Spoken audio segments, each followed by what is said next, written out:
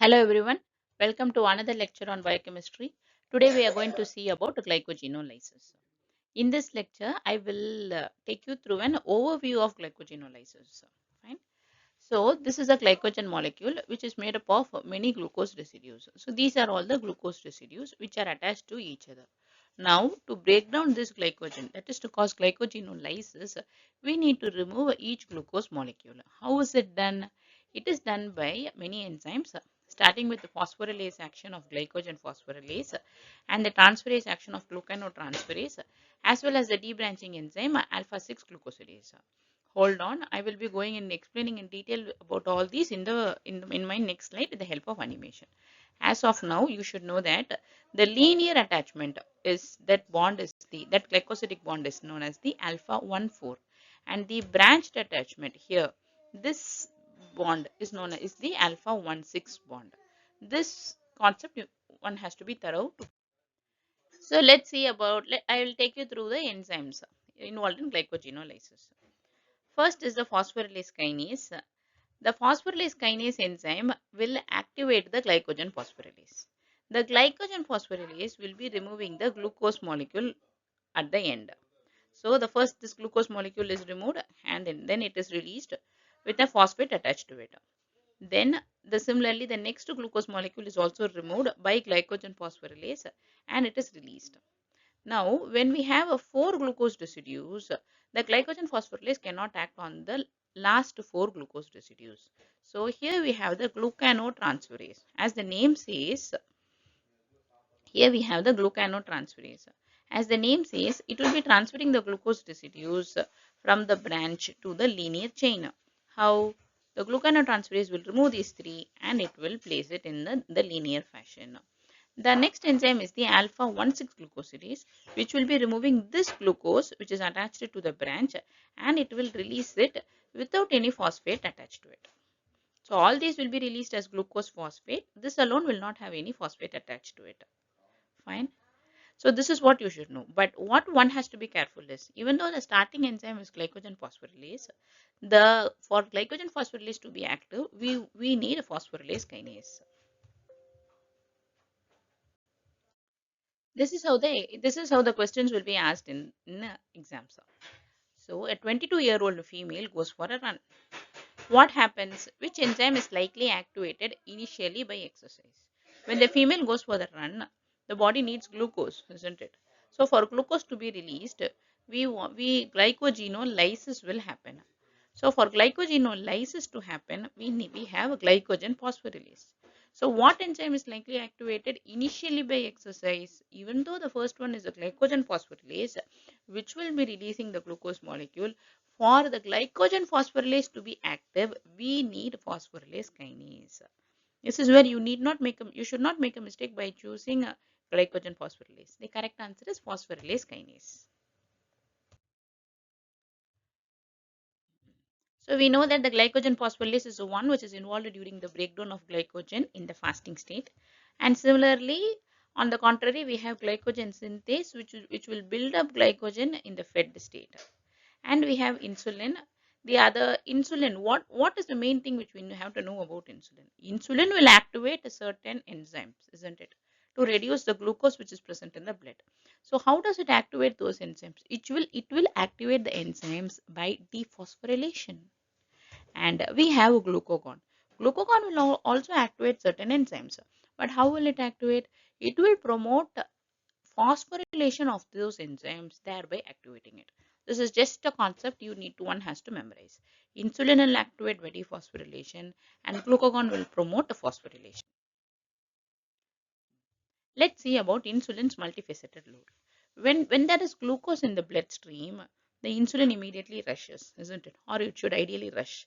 Once it rushes, what is its role? Its role is to decrease the glucose. How does it decrease? It will decrease either by glycolysis or else by GLUT4. And the most important of that is the glycogen synthase. How does it do? So once the GLUT4, that is a carrier which gets upregulated in the cells. Once it gets upregulated in the cells by insulin, then the glucose uptake will happen in the adipose as well as in the muscle tissues. And it will also cause glucokinase activity in the liver. In that way, all the glucose which is present in the blood will be taken up by the liver and it will undergo glycolysis. Therefore, the glucose will be eliminated from the blood. The third and the most important of that is the glycogen synthase activation, where it will channelize the glucose which is present to form a glycogen storage. All these will happen by dephosphorylation. Whenever insulin acts and it causes an enzyme to be active, it does it through dephosphorylation. This is how the questions will be. 36-year-old female with type 1 diabetes self-administers insulin. Which of the following best explains the reduction of serum glucose in this patient?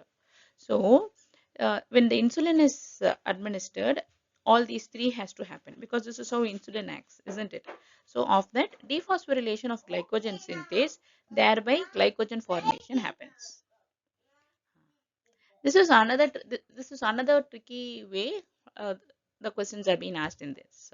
So if they give you a particular enzyme and ask you whether it is active or inactive or whether it is phosphorylated or dephosphorylated, how to proceed with such type of questions?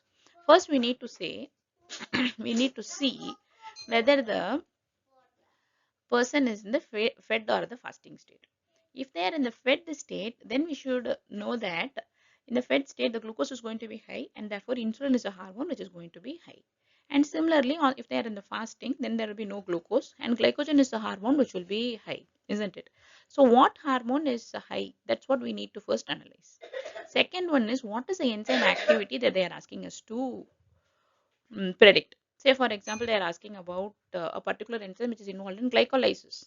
So, if insulin is high, I mean, if they are in the fed state, then that particular enzyme, whether it will be active or not active, something in a glycolysis will be active, isn't it? Because it does not want the glucose to stay in the blood.